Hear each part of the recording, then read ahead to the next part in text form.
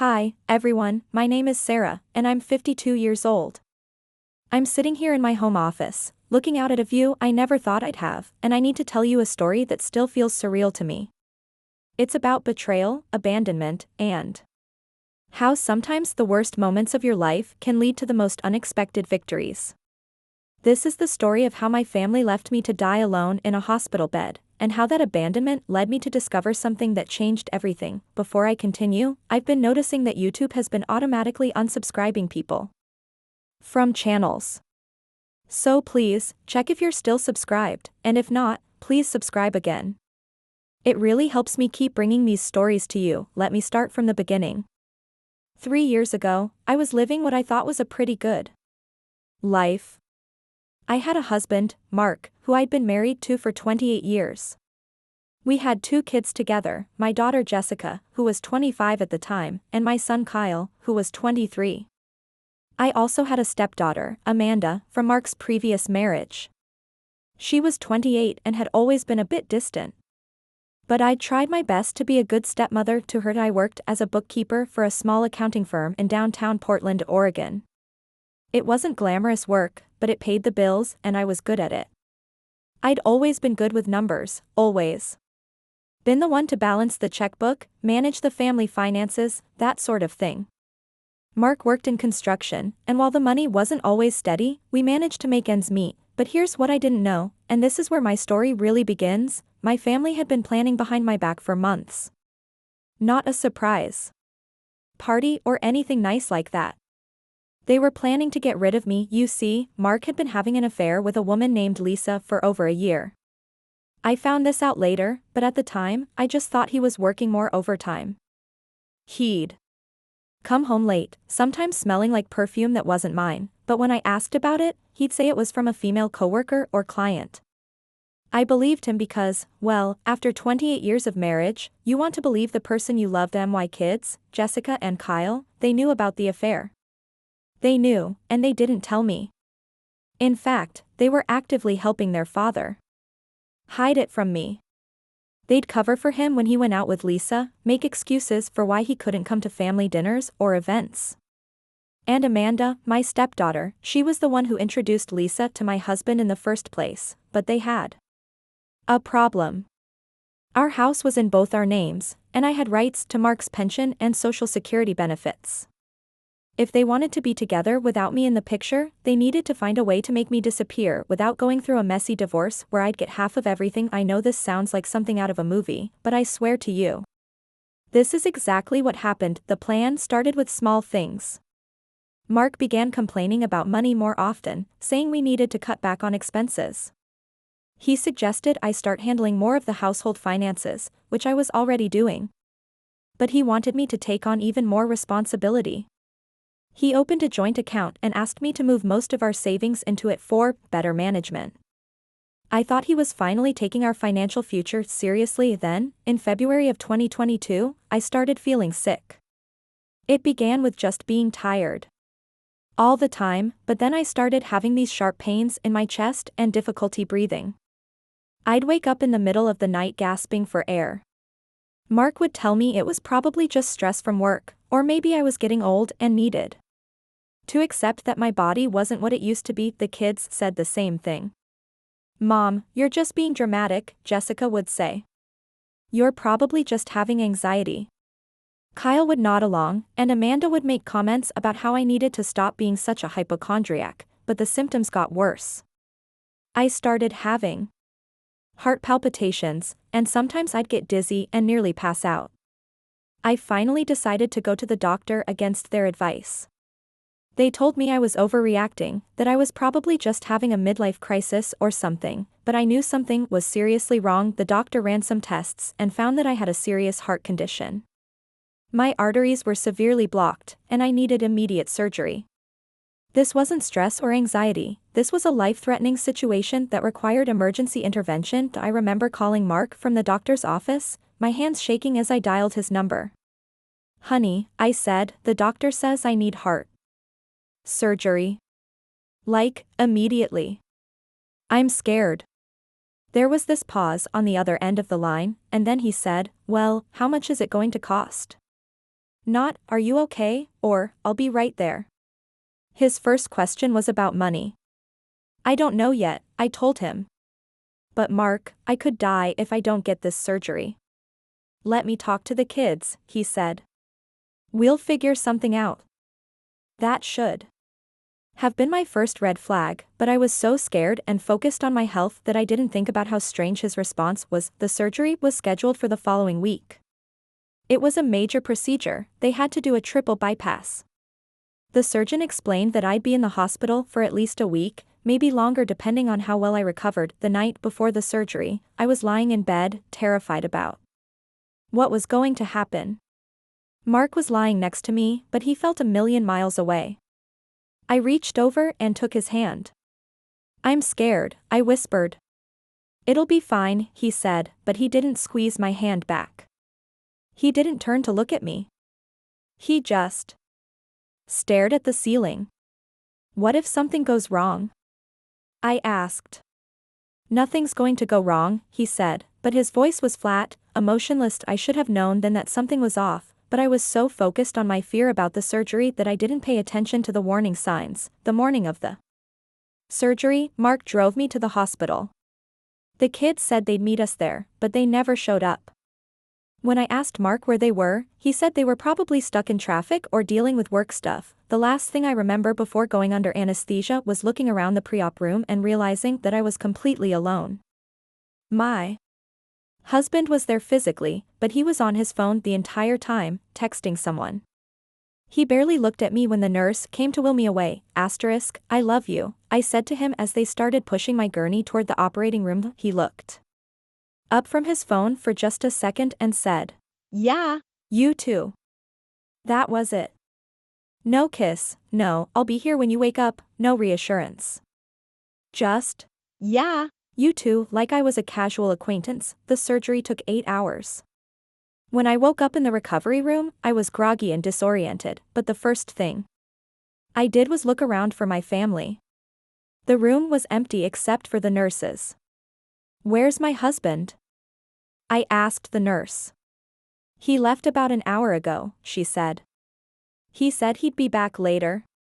Later never came. I spent the first night after major heart surgery completely alone. No flowers, no cards, no visitors. I kept thinking they'd show up the next day, that maybe they were just giving me time to rest, but day 2 came and went with no sign of Mark, Jessica, Kyle, or Amanda. I called Mark's cell phone, but it went straight to voicemail. I called the house phone, but no one answered. I called Jessica's phone, Kyle's phone, Amanda's phone, nothing. By day 3, I was starting to panic. Had something happened to them? Were they hurt? Were they in some kind of accident? I asked the nurse to help me call the police to do a welfare check on my family. The police went to my house and found it empty. Not just empty like no one was home, empty like no one lived there anymore. "Ma'am," the officer said when he called me back, "it looks like the house has been cleared out.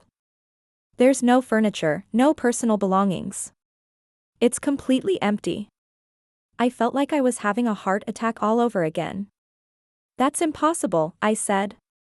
"I live there. My family lives there." "Is there anyone else you can call?" he asked. "Any other family members or friends?"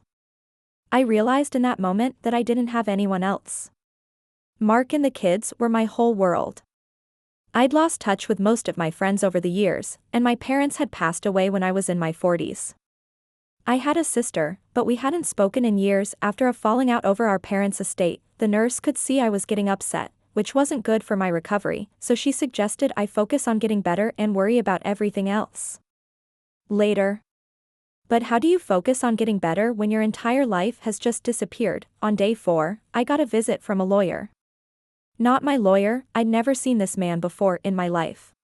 He was tall, thin, wearing an expensive suit, and he had this cold, professional demeanor that made my skin crawl. "Mrs. Henderson," he said, "I represent your husband Mark Henderson.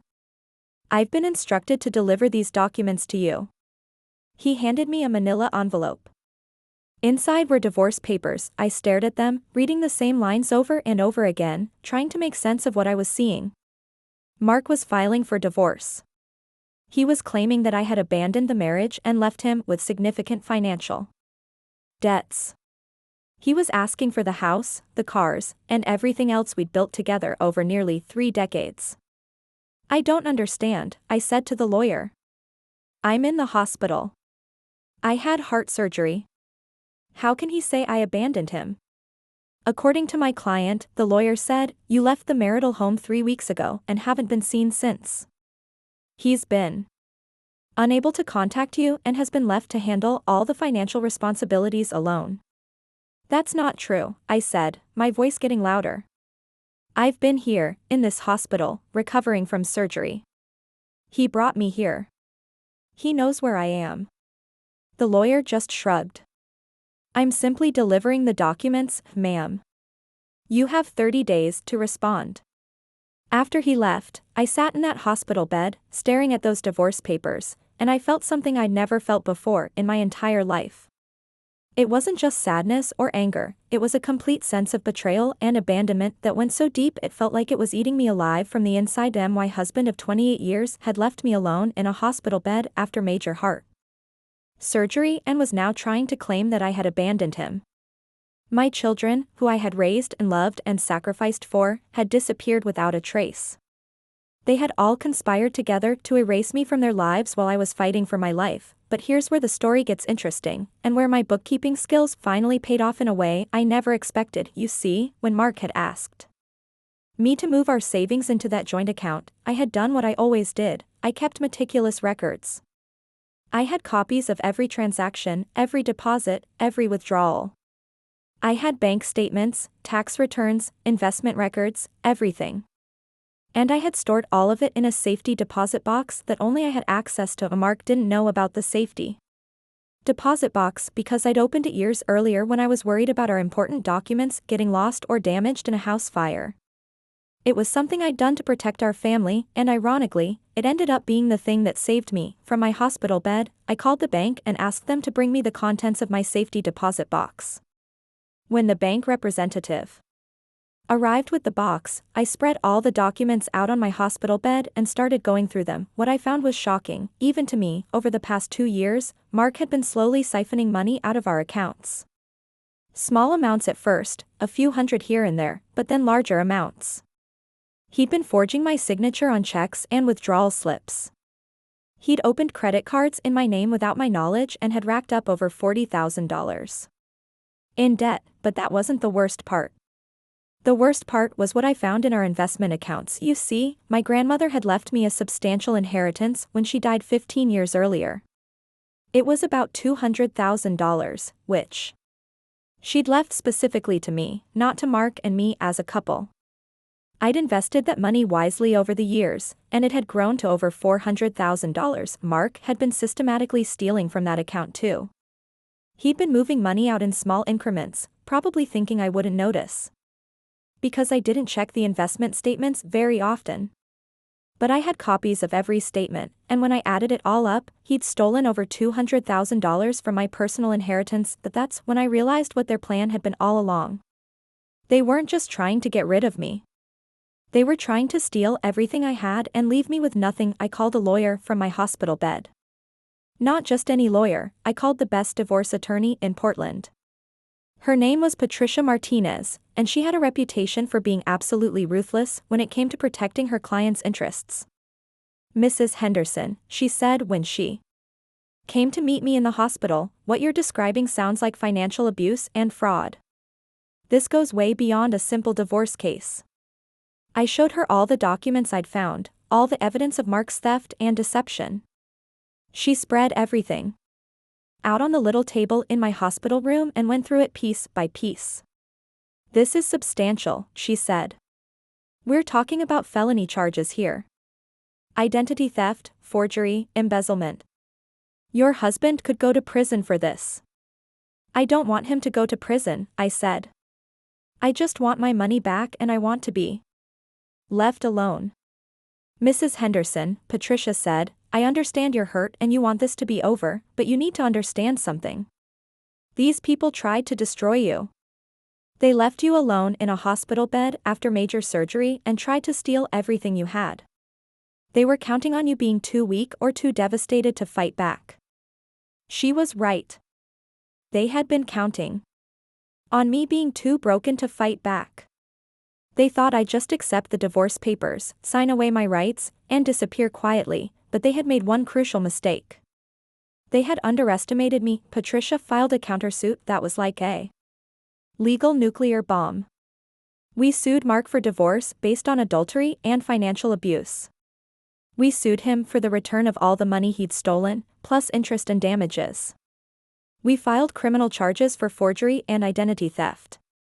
And we went after his girlfriend Lisa as well, since she had been a willing participant in the affair and had knowingly received money and gifts that had been stolen from me, but we didn't stop there. We also went after Jessica, Kyle, and Amanda. You see, I'd been supporting all three of them financially for years. I'd been paying Jessica's rent while she figured out her career. I'd been making Kyle's car payments while he was between jobs. I'd been helping Amanda with her mortgage payments because she'd gotten divorced and was struggling as a single mom. All of that money had come from my personal accounts, and all of them had known about their father's affair and his plan to leave me. They had been accessories to his financial abuse, and they had benefited from money that had been stolen from me. Patricia filed suit against all three of them for the return of every penny I'd given them over the past 2 years. We had bank records showing every payment, every transfer, every check I'd written to help them out. The total amount was staggering. Over the past 2 years, I'd given Mark's children and my own children over $100,000 in financial support. Money for rent, car payments, credit card bills, groceries, utilities, emergency expenses, it all added up. Now, I know what you're thinking. How do you sue your own children? How do you take legal action against the people you raised and loved? It wasn't easy. In fact, it was the hardest thing I'd ever done. But lying in that hospital bed, abandoned and betrayed, I realized something important. These people weren't my family anymore. Family doesn't abandon you when you're fighting for your life. Family doesn't steal from you and lie to you and try to destroy you. These people were strangers who happened to share my DNA, and they had made a calculated decision to hurt me in the worst possible way. The legal process took almost a year, but Patricia was as good as her reputation suggested. She tore apart every aspect of Mark's case and exposed every lie he'd told. The court found that Mark had committed extensive financial fraud and had stolen over $200,000 from my personal accounts. He was ordered to pay it all back, plus interest and legal fees. The judge also found that he had committed adultery and had abandoned me during a medical crisis, which meant he was entitled to nothing in the divorce. I got the house, the cars, and everything else we'd owned together. But more importantly, I got my dignity back. The criminal charges were a bit more complicated. Mark ended up pleading guilty to forgery and identity theft in exchange for a reduced sentence. He got 18 months in prison and 5 years of probation. Lisa, his girlfriend, was charged as an accessory and got community service and restitution. Jessica, Kyle, and Amanda were also ordered to pay back every penny I'd given them. The court ruled that they had received money that they knew had been obtained through fraud, and they were required to return it all. But here's where the story gets really interesting. While all of this legal drama was playing out, I was recovering from my surgery and trying to figure out what to do with my life. I'd always been good with numbers, but going through all of those financial records and working with Patricia's team had shown me that I had a real talent for financial investigation. I could spot discrepancies and patterns that other people missed. Patricia suggested I consider becoming a certified fraud examiner. It would require some additional training and certification, but she thought I had a natural gift for it. So while I was waiting for the legal cases to be resolved, I enrolled in a program to become a certified fraud examiner. I studied forensic accounting, financial investigation techniques, and legal procedures. I learned how to trace money through complex transactions and how to identify financial crimes. It was fascinating work, and I was good at it. Really good at it. When I passed my certification exam, Patricia offered me a job with her law firm.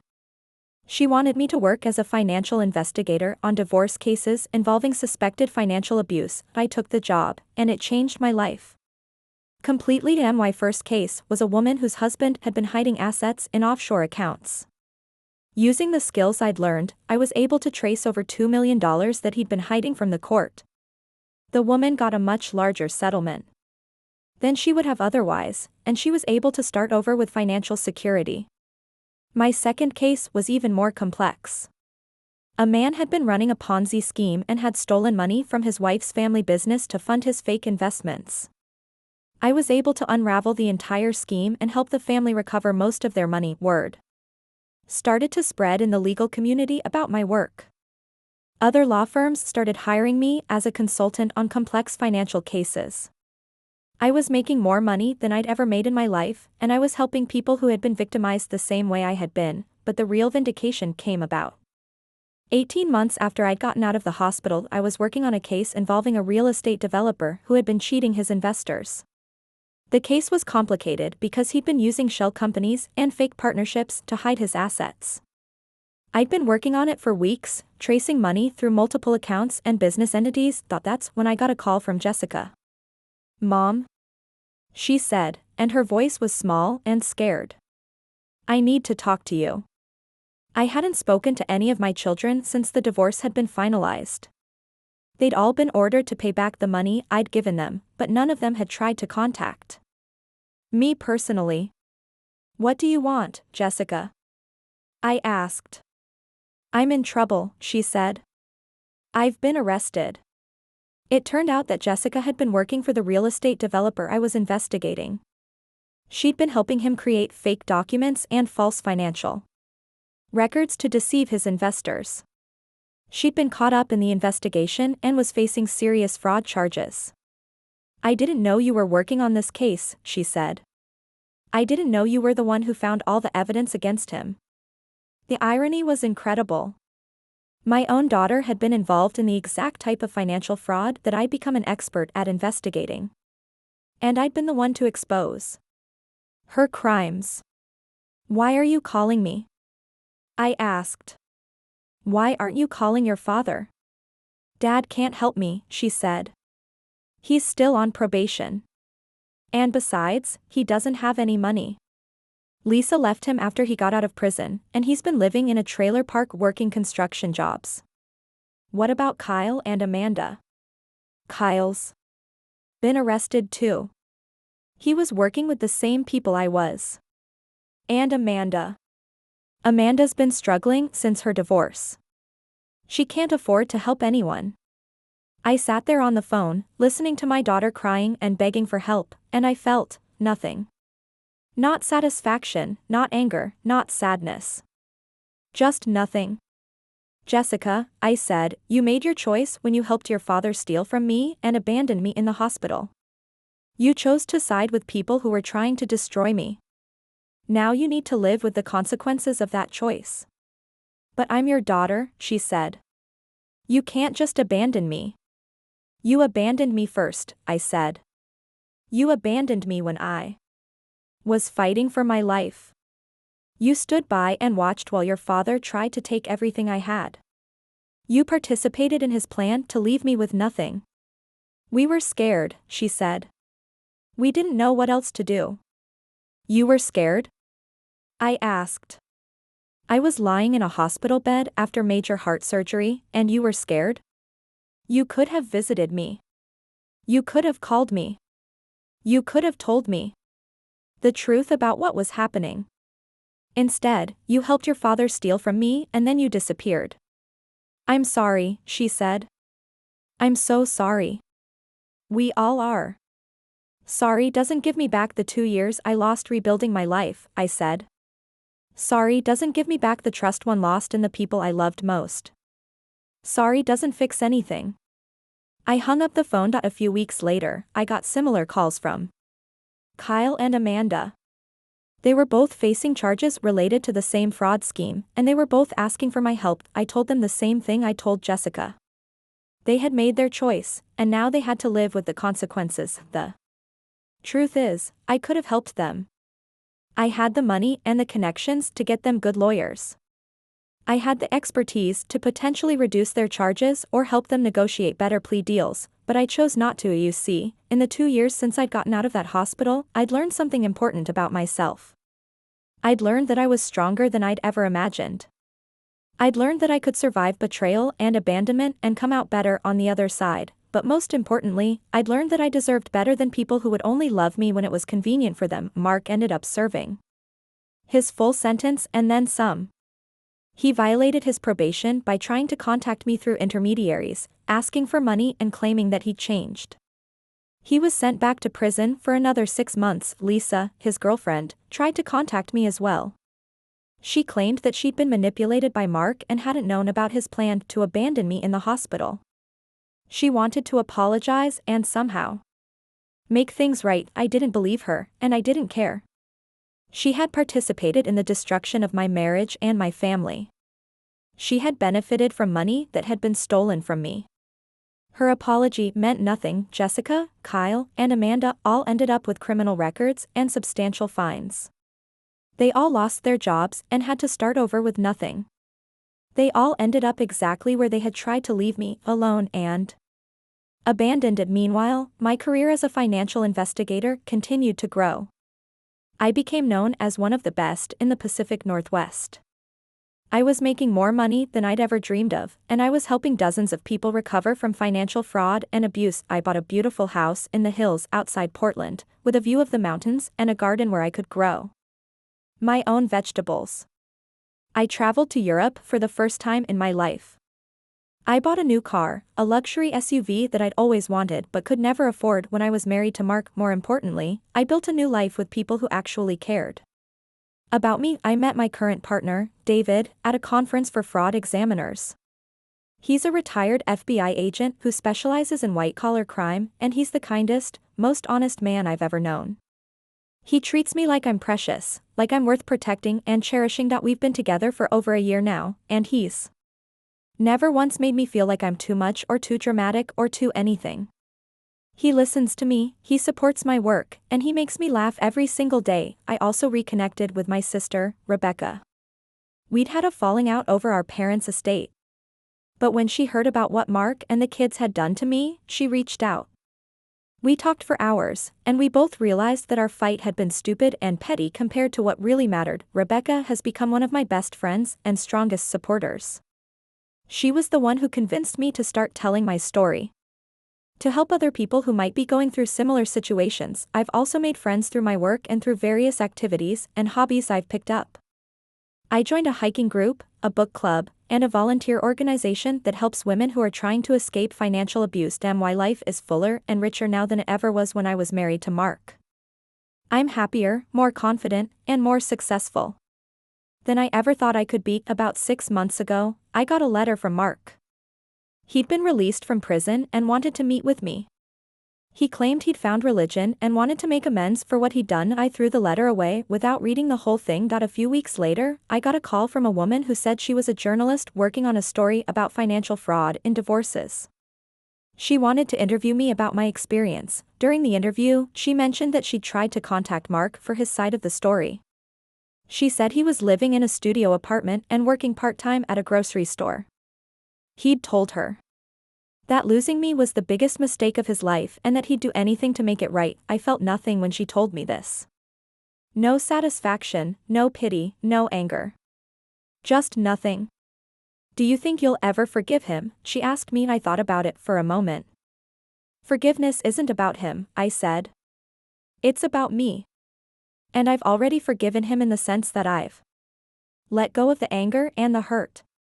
I don't carry those feelings around anymore because they were poisoning my life.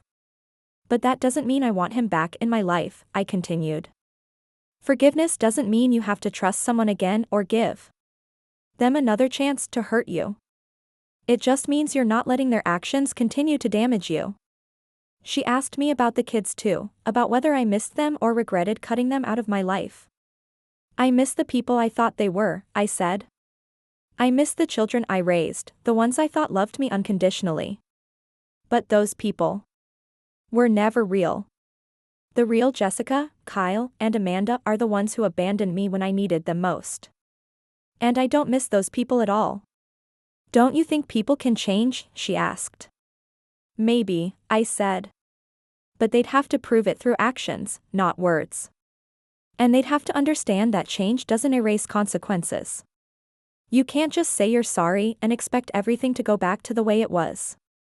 Besides, I added, I don't need them to change. I don't need them in my life at all. I've built a better life without them, and I'm not interested in going backward. The article came out a few months later, and it got a lot of attention. I started getting calls from other women who had been through similar situations, asking for advice or just wanting to talk to someone who understood. I realized that my story could help people, so I started speaking at conferences and workshops about financial abuse and fraud. I've written articles for legal journals and women's magazines. I've even been interviewed on a few podcasts. But the most rewarding part of my work is still the individual cases. Every time I help someone recover money that was stolen from them, every time I help expose a fraud scheme, I feel like I'm making a difference. Just last month, I worked on a case involving a woman whose husband had been embezzling money from her family's business for years. Using the techniques I'd learned, I was able to trace over $3 million that he'd hidden in various accounts and investments.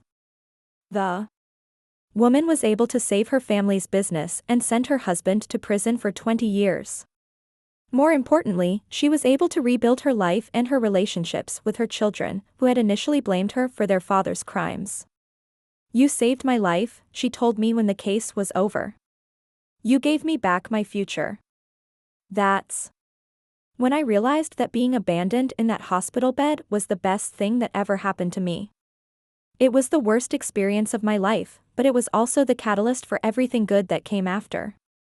If Mark hadn't betrayed me, if my kids hadn't abandoned me, I would have continued living a mediocre life with people who didn't truly value me. I would have continued being a supporting character in other people's stories instead of becoming the hero of my own. But their betrayal forced me to discover strengths I didn't know I had. It forced me to build a life based on my own worth and my own choices, not on other people's opinions or expectations. I'm not saying I'm grateful for the pain they caused me. I'm not saying I'm happy about the trauma and the betrayal. But I am saying that I'm grateful for the person I became because of it. I'm stronger now. I'm more confident. I'm more successful. I'm surrounded by people who actually care about me, not people who just want to use me. And yes, I own more than all of them combined. Not just in terms of money, though that's certainly true. I own my own life, my own choices, my own future. I own my own happiness. Mark is working at a grocery store and living in a studio apartment. The kids are all struggling with criminal records and financial problems. They're all paying the price for their choices, just like I paid the price for trusting them. But while they're dealing with the consequences of their betrayal, I'm living my best life. I'm doing work that I love, with people who respect and value me. I'm making more money than I ever dreamed of. I'm traveling and experiencing things I never thought I'd be able to afford. I'm happy. Genuinely, deeply happy in a way I never was during my marriage. Sometimes I wonder what would have happened if things had been different. What if Mark had been honest with me about his affair? What if he'd asked for a divorce instead of trying to steal everything I had? What if the kids had supported me instead of abandoning me? But then I look at my life now, and I realize that I don't want things to be different. I don't want to go back to being the person I was before, the person who accepted less than she deserved, who put everyone else's needs before her own, who didn't realize her own worth. That person was kind and loving and generous, but she was also naive and taken advantage of. She was a victim, even if she didn't realize it at the time. The person I am now is still kind and loving and generous, but she's also strong and confident and successful. She knows her worth, and she doesn't accept less than she deserves. I've learned that sometimes the people who hurt you the most are the ones who teach you the most about yourself. Mark and the kids taught me that I could survive anything. They taught me that I was stronger than I knew. They taught me that I deserved better than what I was settling for. They also taught me that family isn't just about blood relations. Family is about the people who show up for you when you need them most. Family is about the people who love you not because they have to, but because they choose to. David is my family now. Rebecca is my family. The friends I've made through my work and my hobbies are my family. The women I've helped through my fraud investigation work are my family. These are the people who celebrate my successes and support me through my challenges. These are the people who would never abandon me in a hospital bed or steal from me. Or lie to me. These are the people who see my worth and reflect it back to me every day. I know my story might sound like a fairy tale ending, but it's not. It's real life, and real life is messy and complicated and sometimes painful. I still have bad days. I still sometimes feel sad about losing the people I thought were my family. I still sometimes wonder if I was too harsh in cutting them out of my life completely.